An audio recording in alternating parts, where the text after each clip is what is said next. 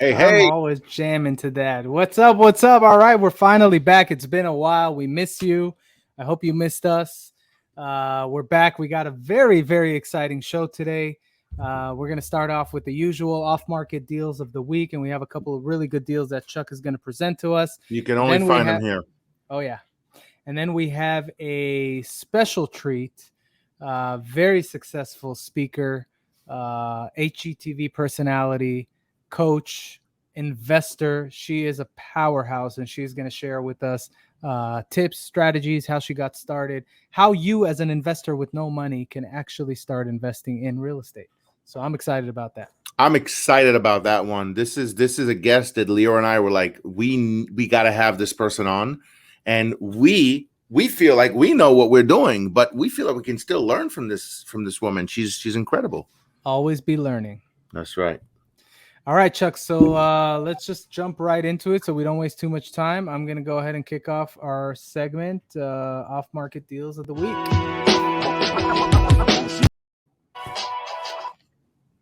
That was a That's it. quick one. That was a quick one. Should we go longer? Let's go longer. That was a little.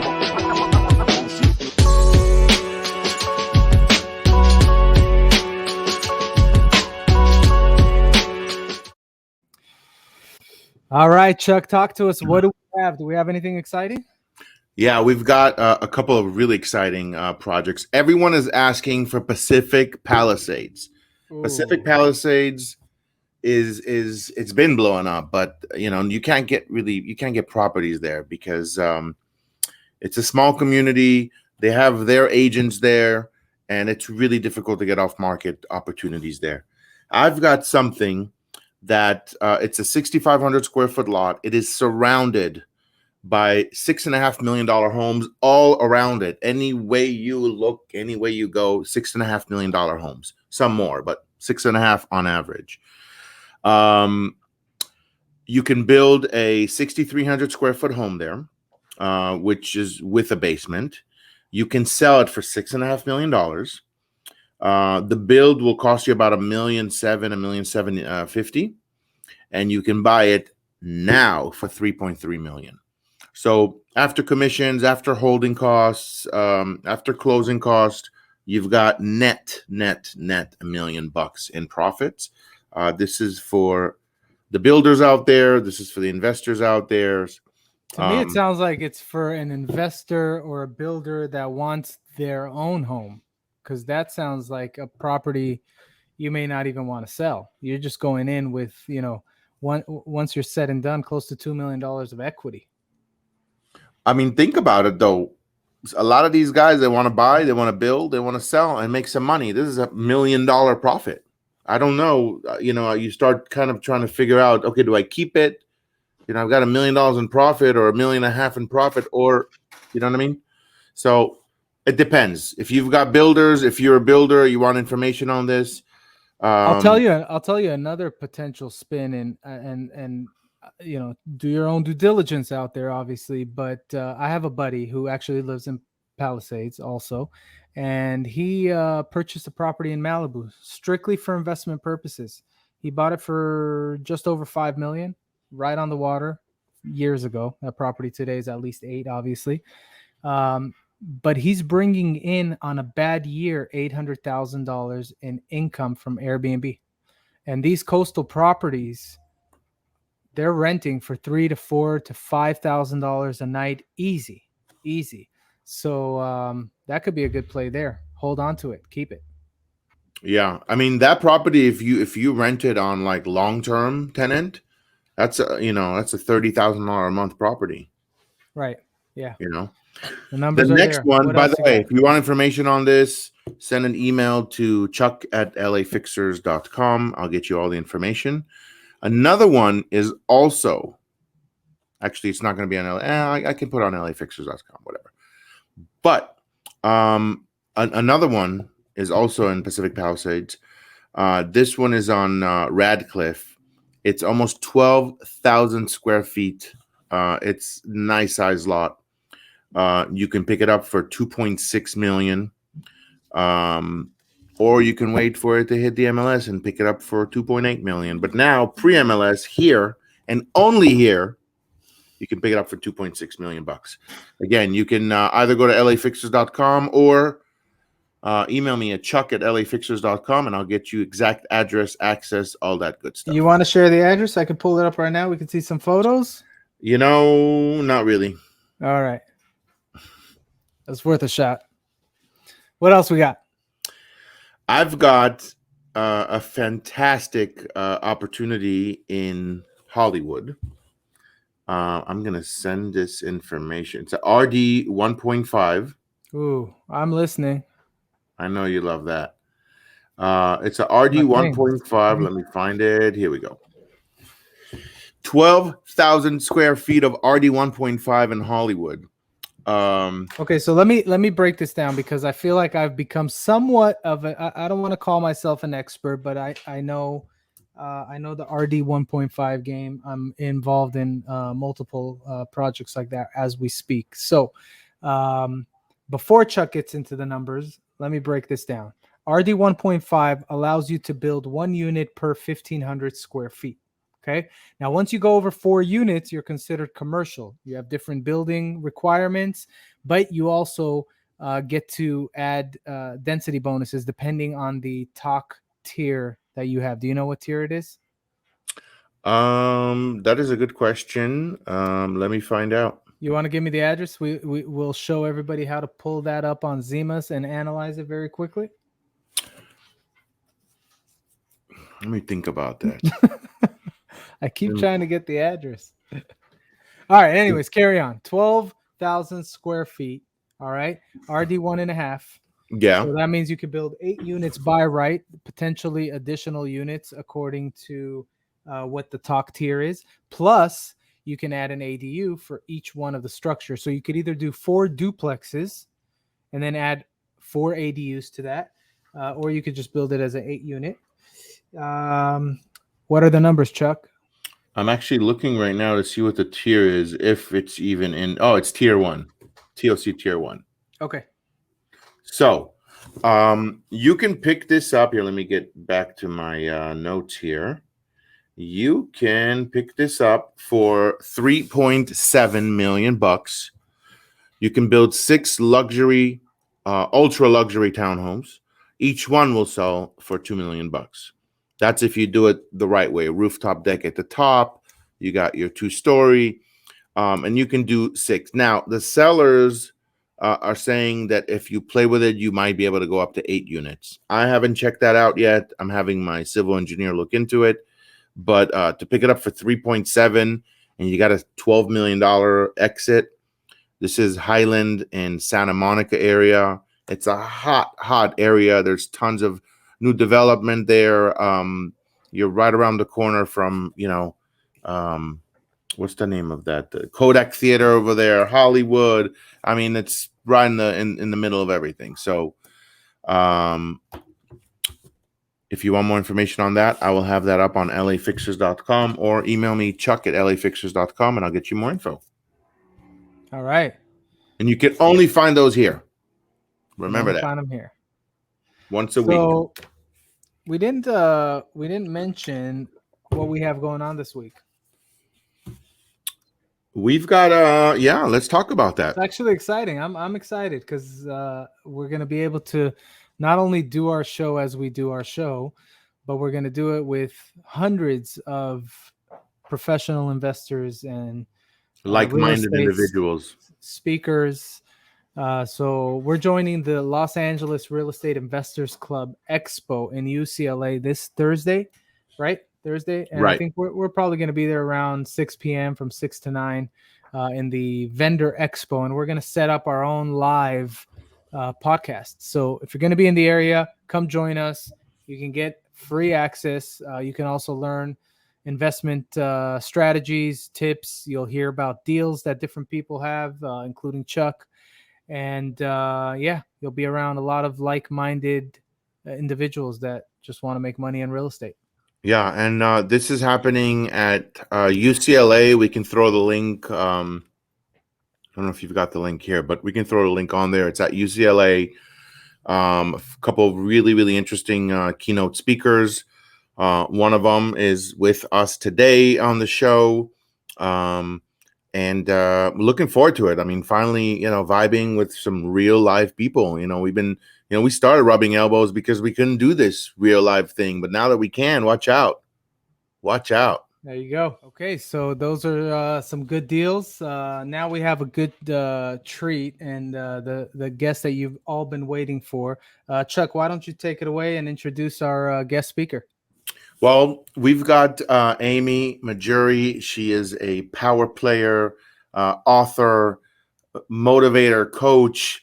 She does it all. She helps teach people how to raise funds for projects, things like that. And And that's the most exciting part. But don't forget HGTV personality. yeah, HGTV. You know what? Yes, definitely. Let's bring her on. All right, here we go. Hey, Amy. Hi, guys. How's it going? Hey. Doing great. How are you? I'm doing great. Thanks for having me. It's great to be here today. I mean, you got so much stuff going on. I don't even know how you found the time to get on the show with us. So first of all, thank you very much for taking the time out of your day to come and share some insights. I'm personally very excited because I come from the finance world, and I know you've been able to raise a lot of money and teach people how to raise money. So we're excited to kind of dive in and learn about that. But before we get started, why don't you just maybe tell us a brief story on how you even got into the whole real estate world? Yeah, no, thanks again. It's so funny because my background's very traditional, just like most people out there. I was born to go to school, get good grades, go to college. I had to go to grad school. That was not an option either. And then you land a corporate job that you're going to be at for the rest of your life, right?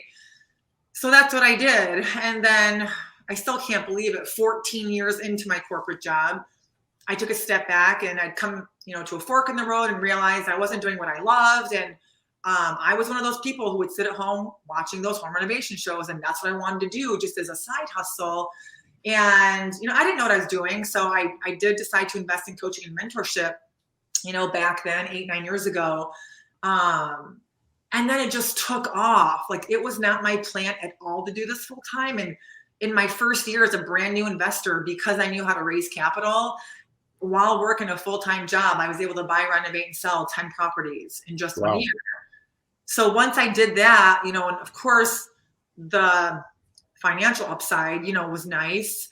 I was like, well, what am I doing? I'd been at this corporate job. I have an MBA. I was making $87,000 a year, but I had made well over that in my very first year as a brand new investor. So for me, that was a huge turning point. And that kind of, that had a snowball effect on everything. What year was that, by the way, when you were able to do those 10 properties? 2014. Ah, okay. Awesome. Yeah. So it was just unexpected. It was a bunch of fun. I love the transformation process, and it's just crazy though, because I was never a leader at my corporate job. I was just the person who would problem solve and figure things out and move on to the next project. So now to look at the investors, I've coached, or the properties I've bought and renovated, or the teams I've, hired. It's so crazy. It's just so different from what I ever would have expected. Right. Amazing. Well, let me ask you then a question, kind of follow up on what you just said, because I've noticed, for talking to so many people and even going through it myself, a big part of success is not just having the opportunities, because a lot of people end up getting into something and it kind of just works itself out for them, but then they don't capitalize on that opportunity. The momentum just comes at them way too fast. Things are moving quickly and they haven't had the experience beforehand to be able to capitalize on that success, and it kind of falls apart. What did you do when all of these things came to you, almost as a surprise, it sounds like, to be able to really hone in and capture that opportunity and really take it to the next level? Yeah, thanks for asking. I do attribute, and this was actually a hard lesson learned for me, but I always focused from day one on building my power team, because I didn't know what I was doing, right? So I wanted to find the experts who did know what they were doing and surround myself into that community. So the team that I built, from realtors, contractors, whatever, acquisitions managers, attorneys, I really focused on, if any of you have heard of or read the book by Jim Collins, From Good to Great, just finding the best people out there, the A+ players, even if I didn't have a specific role for them, and just getting them onto my team, and then worry about, okay, what role is going to suit them best and mesh well within the organization. So that was what I did. And that's what I still do. Even though I can find the deals and raise the capital, I still need, I always say the power team to get out there and execute. And the lesson learned for me was, I had these amazing people that I was working with. And I always tell them, I work for you. Like, we work together, but I work for you. So you tell me what you need from me in order for me to set, us or you up for success. And I recently shared a post on social media where I took this huge, massive financial hit in 2017 because I don't even want to say I got greedy. It was like the perfect storm and all these things happened. And there was a period during that very dark moment where I blamed my team. And it negatively affected the relationship with me and my acquisitions manager until actually a couple of months ago when I picked up the phone and called him. And I was like, I'm so sorry, because I was blaming him for my losses. Like, why did you let me buy so much? You should have told me no, and blah, blah, blah. And then I was like, you know what? I made the decision to execute on those properties. And so my point is, as I sit here and ramble, it was the power team. I feel like that lets you shine. But as a business owner and entrepreneur, it's like you got to take accountability and live above the line, when things go bad, which obviously can happen in real estate. Of course. I want to change gears a little bit because I feel like everybody in real estate subconsciously kind of have this goal to, I feel like that's how I feel, that everybody subconsciously wants to end up like on HGTV or Bravo on some real estate show, because obviously it helps tremendously with exposure. We've had a guest, Maya Vander from Selling Sunset, and we're picking her brain about how that helps her day to day. I mean, it gives you instant credibility with buyers, with sellers, with lenders. It's a game changer. So how could you put things in perspective for us in regards to being on HGTV and having that on your resume? Yeah, it was definitely a lot of fun, and yeah, it does help with your credibility. But what I've also found is it'll open up more doors for you, right? If you're on TV, it opens up those doors, but you still have to be a polished professional, who can position yourself as someone who's poised for aggressive growth. Like, you got to know what to say when you're talking to your audience.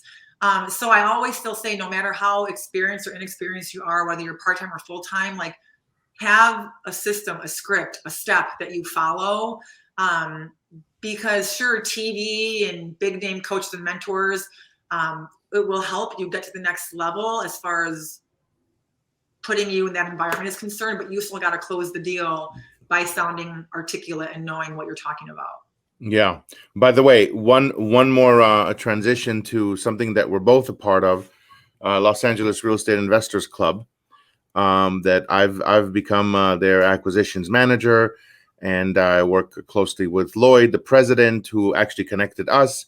And they've got an expo coming up in the next couple of days, which you're going to be one of the main keynote speakers, right? Yeah, I'm excited about that. I was introduced to Lloyd through someone else in my network. And I will be talking about basically all real estate professionals, how to generate multiple streams of income. And we're going to focus a lot on how, regardless of who you are in the real estate industry, how you can leverage off of private money to add different pillars to your business. So I'm excited. Amazing. So we will be there. Obviously, we're going to actually be doing kind of a live show from there, interviewing a bunch of vendors, investors, different people that are going to be there. So we're excited to see you there as well and hear. Yeah, definitely stop by our booth and jump on. Let's get booths right next to each other. All right. Yeah, we'll get Lloyd to set that up. I want to ask you about, and if you remember this, because I'm sure you've done so many since, but your first deal, right? How did that all happen? How did you put it together? Did you raise capital? Did you do it yourself? I mean, everybody is obviously seeing your success now, but they don't see the hard work leading up to it. So can you kind of tell us about that first one? That's so funny. That was a very unexpected question, because that was one of my very first mistakes, if you will, lessons learned as a real estate investor. So that's a property that I actually got the funding. It was a condo in downtown Chicago. I believe I found it on the MLS actually. And I got a loan from a bank, which I would never do again today. And then the difference where my mistake was I brought the gap funding out of pocket. It was only like 40 or 50 grand. But here's why that was a mistake, which I didn't realize at the time, is I'm in the middle of this rehab and my contractor is doing great. Well, 2 weeks into the project, my acquisitions manager brings me 2 rental properties. And each rental property was currently, or at the time, it was net cash flowing $300 a month. Well, I wasn't able to buy them because I didn't have any money out of pocket to put down for that long-term hold. Right. So for me, I'm like, oh, I had to let them go. And I wasn't really focused on raising capital just then. And after that, though, I was like, that was $600 a month and just extra income that I missed out on just because I didn't take advantage of leveraging off of other people's money. So that was hard for me, but I did profit on the deal. It was like 15 grand or something. And I did a few more condos, and then I focused on the high-end luxury single-family homes in downtown Chicago. Fantastic. What else do we want to chat about? I know that Well, I definitely want to learn about the strategies and tips on raising capital for a beginner, investor, somebody that's just getting started, that maybe has done a deal or has come across multiple deals, but just hasn't been able to really put it together. What are some of the tips that you can give them? Yeah, there are so many real estate educators out there who are going to tell you raising capital is easy. Just go ask your friends and family members. I have actually yet to come across anyone out there who will say the opposite, except for me. I'm going to be the first one to tell you, you don't need your friends and family members. You don't need to depend on anyone in your existing network. There are 1,000 ways that you guys can get out there and creatively, that's the key word, creatively network in order to build rapport and trust with private money lenders who are not even a part of your life right now. I'm talking about your Uber driver, people at the airport, the cashier at the grocery store, your neighbor, anyone with equity in their home, anyone who works in the financial industry, who's got high net worth clients, people of influence. But it goes back to, how do you position yourself in front of them so that they give you the time of day to hear you out and realize what it is that you're offering. So one of the things, that I straight out of my course, for example, is take advantage in a very tactful and respectful way of LinkedIn. Now, don't be that person on LinkedIn. We all get these messages where they're like, oh, hey, I have this amazing idea for me and you. Just, take 20 minutes to fill out this application and let me know when you're free. That's not how we roll. So first of all, be yourself, but start reaching out to people on LinkedIn who work, for example, in the financial industry, stockbroker, financial advisor, investment banker. They have nothing to do with real estate, right? But who do they know? People with money. So it's reaching out to them, connecting with them. 80% of the time, they're not even going to respond to you. The 20% that they do, get them on the phone and be like, hey, look, I'm not here to waste your time. I'm not here to dilly-dally. I have an idea. This is the opportunity. If you have a client that wants to diversify their portfolio and invest in real estate, send them to me as a referral. If they invest with me, I will pay you a referral fee every single time they park money with me. And I promise never to go directly to your client without going through you first. So who's going to say no to that? I love that. Connect with the connectors. Find the people that can connect you to the end user, the person that you really want to get with. Yeah, so that's just like one of over 50 different strategies that I teach. Before anybody does that, though, make sure you're confident in who you are, what you're doing, what the opportunity is, what the benefits are to you, what the benefits are to them. Because if your audience senses any sort of timidness or uncertainty in your voice, they're not going to invest with you and they're going to close that door immediately. I've got a follow-up question. You used the term gap funding. I've heard it being used in different situations, but I'm sensing that yours is a little different. Yeah, I'm so glad you asked, because sometimes I forget about my audience and I assume everyone knows these different acronyms. So when I talk about gap funding, I'm talking about the difference in the loan that if you were to go to a bank, for example, they're not going to give you 100%, right? A hard money lender is not going to give you 100%. So where's that difference coming from? Is it coming out of pocket, or are you going to go raise it in private equity, private money? So when you teach this in your course, and I'm sure you write about it also, do you also give people like the answers of what they should pay an investor, and depending on, okay, if they're raising 70% of the capital and they only need 30% gap, here's what you should give them and here's what is acceptable? Do you give those kind of tips? Yeah, it is a 110% done for you model. I am handing you everything you need to be successful on a silver platter. I give you every contract, every credibility piece, every script, every system, like everything. You just have to be able to take action. Turnkey. So that's it. If you can take action, you will have success. But I have people who have come into my program who do nothing, and others who have raised multiple six figures in as little as 3 weeks. So it's all just on you. Yeah, so I was going to ask you for maybe one tip that people can implement, and I normally do that with our speakers, but I won't do that with you because I feel like you should actually pitch your course, and maybe so our listeners can find out how to access it. So why don't you take a minute to just kind of explain where people could find it, how they can get involved, and what it all entails. Oh, well, I appreciate that. And also, you guys, feel free to use that LinkedIn strategy. That is one of the 50 different strategies I teach in my course. But I brought back the weekly live webinars. So on October 19th, I'm doing a free live webinar where I'll go into these strategies in much more detail. You can register for it right now at raisingpm.com/register. What is that? Give that to me again. I'll put it on the screen. raisingpm.com/register. And it's also in the link in my bio on Instagram. So my Instagram handle is what you see on the screen. It's just Amy Mahjoory. You can register there. It's on Tuesday, October 19th at 7 p.m. Eastern time. And I always save time at the end for live open Q&A. So we have a lot of fun. It's a very interactive webinar. And I'll go into a lot more detail on the strategies and how the course works. Let me throw that on here real quick. Okay, tell me if I got this right. Is that it? Yeah, thank you. All right. Perfect. Okay. So first of all, if you are listening to this show either live or on a rerun, definitely go and register. A lot of people have been able to benefit from the strategy. And as Amy said, it's up to you to implement. So she's going to give you a turnkey with all the information.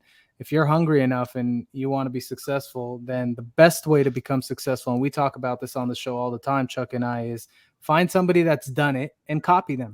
Don't try to reinvent the wheel. And Amy, as she's expressed today, has absolutely done it. So this is a great resource. Chuck, anything before we wrap it up? I was going to say earlier, you said there's tons of educators out there. And I always tell, viewers, new agents, people who are getting in, like, education, like good education costs money. Yeah. And you either going to pay for a course and really learn it from a person who's done it and crushed it, or you can go, save that money and go learn it on yourself. You're going to burn 3 years. You're going to learn, on your own. I love that you said that. And it's so funny because I know we just met, but you seem very direct and black and white, just like me. And I always say that as well. I'm like, you guys, I didn't have $25,000 to invest when I got into this business, but I did. I put it on a credit card because I knew I was committed and I believed in my coaches and my mentors. And that's what it is. Like, I want the fast track to success. I don't want to take 3 years to go read 100 books and listen to 200 podcasts to try to figure it out, only to make 1,500 more mistakes. Yeah. So yeah, that was perfect. I love that. So if you're going to be in LA on Thursday, the expo, as Chuck mentioned earlier, will be there live. I think it's free, right, for people to attend. So definitely show up. Amy's going to be there as a keynote speaker. You can come meet her, interact, pick her brain. And Amy, I want to again thank you for taking the time. We know how busy you are, so thank you so much for taking the time to jump on and share some of the strategies and tips with our viewers. No, of course, you guys. Thank you so much for having me. It was great being here with you guys today, and I'm really excited to meet you both in LA. So we'll see you in a couple weeks. We'll see you soon. We'll see you in UCLA. It's going to be awesome.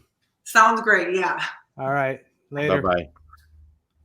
So Chuck, that was great, huh? I mean, Amy is obviously very successful and has been, on HGTV and wrote a book, and now is teaching people all the strategies of her success. So I think, obviously this is something that I even want to join and take the course. Me too. Just to keep adding knowledge, right? Yeah, I love that. I want to learn that, even if it means, teaching other people how to go. Like, hey, I've got a deal. I'm going to show you how to bring your funding. Okay, I've got Leor that's going to fund 80%. You're going to go raise the 20% gap, and it's another way to help people figure out how to get their deals. It's great.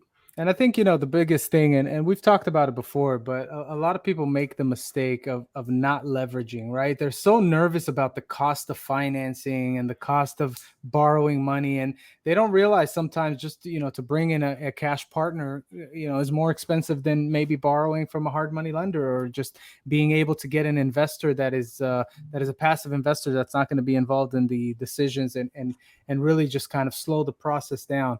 But leveraging, she said leveraging, and leveraging is such a big deal. I was talking to my team earlier this week, training them on how to put something into perspective. And one quick thing that I talked to them about that I kind of want to share here on the show. Imagine you had $50,000 right now, and that $50,000 you take and you invest it into the stock market, which everybody is a big believer in investing in the stock market for a return on investment. And let's say you're doing great and you even make, a 8% return on your money, right? So what does that give us? $50,000 times 8%. 40 grand. That means you made $4,000 that year. 40. You no, said not 50. 80%. Oh, on 50,000. That's right. All right. Right? So $50,000. $50,000. What do you got in that bottle, Chuck? Vodka. $50,000 in the stock market with a good return, 8%, means you'll make $4,000 a year. Now, of course, that's compounding. My calculation is 40,000. So, listeners, you want to make 4 with him, or you want to make 40 with me? So here's a way that you can make closer to that 40, right? And here's the power of leveraging. If that's all you have and you invest that, then that's all you're going to make. But what if you took that same $50,000 and purchased a home? Just a house that you either going to live in, or you turn into a rental that's going to even break even. Let's say there's no profit on it, 100% break even. You put $50,000 down on a $500,000 home. That's 10% down, right? If you get the same appreciation, which we've seen the appreciation rate has been through the roof, but let's say you get the same appreciation, only 8% on $500,000. That means that you made $40,000 in that first year. Now that's the $40,000 that you were talking about. So that same $50,000 just made you $40,000 in equity rather than $4,000. How did you calculate 40? I want you to do that. I want you to run me through that again. So if you buy a house, right? If you buy a house to live in for $500,000 and you put only 10% down, how much money are you putting out of pocket? 50. If that house appreciates 8% next year, which it appreciates on average in the last couple of years well over, but let's just say the same 8% return that you would make in the stock market, 8% of 500,000 is 40,000. So you just made $40,000 in equity on a $50,000 investment. So leverage is the key. Okay, so yes, of course, that's if it appreciates. However, you're going to have some of the skeptics. You're going to have some of the extremely conservative buyers going to say, oh, you know what? There's a bubble. There's a crash coming. We're going to talk about. Does that not apply to the stock market? So, yes, it does. 100%. However, and by the way, I'm not even playing devil's advocate here. I'm saying that even if you're buying for $500,000 and you have a $450,000 mortgage, one, you've got tax deductions. Right? You've got tax deductions on that property. You've got depreciation. You've got, all types of, and if you've got rental income, coming in, you're able to, at the end of the day, you own this that $500,000 becomes an asset. You can leverage against it. You can refinance it. You can do this, that, and the other. If you fast forward 60 months, if you fast forward 5 years, regardless, again, breaking even, you're going to still lower your principal balance. You know what I mean? And I think in 5 years, your value is going to go up regardless. Absolutely. Yeah, I agree. All right. So before we wrap up, what do you think? Should we throw on some funny memes? I saw a lot of funny stuff you sent me this week. I know we're running up on time here, but why don't we quickly run through some funny memes for the week? Let's do it. All right.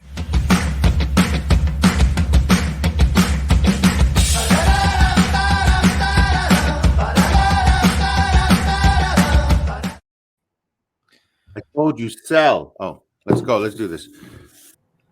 All right. So we got a couple of memes. Let me go ahead and pull up my screen here. And Chuck, when you are ready. I'm going to go through them quickly. Quickly? Yeah. Promise? Yeah. Promise. All right. Okay. So here's the first one. Let's go ahead and turn the sound on. Hopefully, what it's like to be a real estate agent. Let me refresh this. You could hear this, okay? Yeah. You think it's a comedy. Next minute, it's an emotional journey. Then it's got sort of a thriller aspect to it, but then it's quite mystical. So it goes on this crazy journey. And the weird thing is when people say, what genre is it or can you describe it? I don't think any of us can describe It's funny because I don't even know what she's talking about. She might be talking about 9 Perfect Strangers. This is Nicole Kidman, if you don't recognize her. And that's why I feel like people talking about being a real estate agent is just a shit show of a emotional roller coaster. So, if you're already in it and you got your license, boom, you can make your money. But just, get a therapist. All right, next.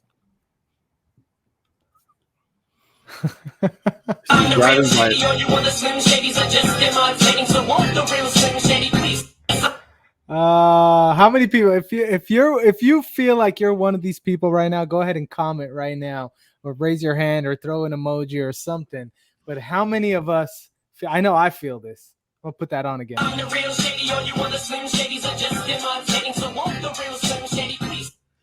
That's hilarious. I love the parent who got their kid to throw up the middle finger. We got to zoom on those. They wouldn't stop them. They just they just let him. All right, last one. This is the truest thing I've ever seen in real estate. All right, so last one. Here we go. All right, this is a millennial looking at the housing market saying, "Come on, collapse." Like, come on. I don't know how I did it. I don't know how people are doing it. I don't know how people are buying homes in LA. Like, straight up, I don't know. Like, who's paying $700,000 for condos? They're doing it.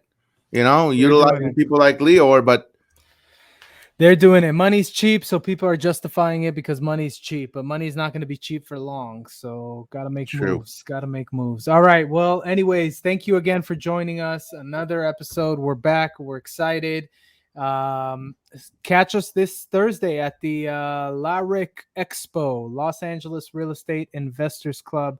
We're going to be there live this Thursday, so can't wait to be there. Can't wait to pick some brains. Today was fun. Any last remarks, Chuck? I think if you want to level up, which is the reason you're watching this podcast, is you got to find a way to level up and show up at this expo and come vibe with us. All right. Well said. Till next time. Peace.